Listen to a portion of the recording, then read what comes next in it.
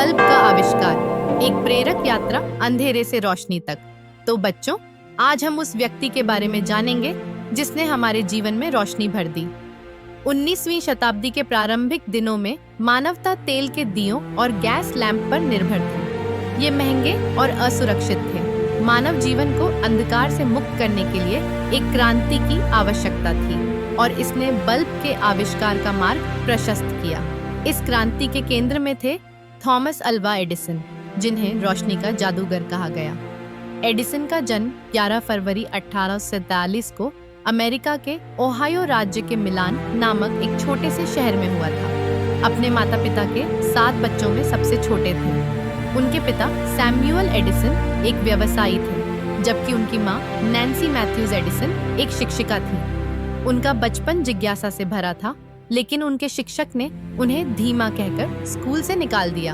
उनकी मां ने घर पर उनकी पढ़ाई करवाई और उन्होंने प्रेरित किया। एडिसन के जीवन में असफलताओं ने उन्हें और मजबूत बनाया। उन्होंने ट्रेन में अखबार बेचते हुए अपनी प्रयोगशाला स्थापित की, जहां उन्होंने शुरुआती वैज्ञानिक प्रयोग किए। 1869 में एडिसन ने एक व्यावहारिक और लंबे समय तक जलने वाले बल्ब का सपना देखा। उन्होंने अपनी प्रयोगशाला में हजारों प्रयोग किए। कार्बन, प्लैटिनम, बांस जैसी विभिन्न सामग्रियों से फिलामेंट बनाने की कोशिश की, लेकिन सफलता नहीं मिली। उनके सहायक ने जब असफलता की बात की, तो एडिसन ने जवाब दिया, हमने 10,000 ऐसे तरीके खोजे हैं जो काम नहीं करते। अंततः एडिसन ने बांस के रेशों से फिलामेंट बनाया, जो 40 घंटे तक जल सकता था। यह बल्ब पहला व्यावसायिक रूप से सफल और लंबे समय तक जलने वाला बल्ब बना। उन्होंने कांच की निर्वात, ट्यूब और एक व्यवस्थित विद्युत आपूर्ति का उपयोग किया। एडिसन ने अपने बल्ब को व्यापक रूप से उपलब्ध कराने के लिए बिजली वितरण प्रणाली भी विकसित की। एडिसन के समकालीन वैज्ञानिकों ने भी बल्ब के विकास में योगदान दिया।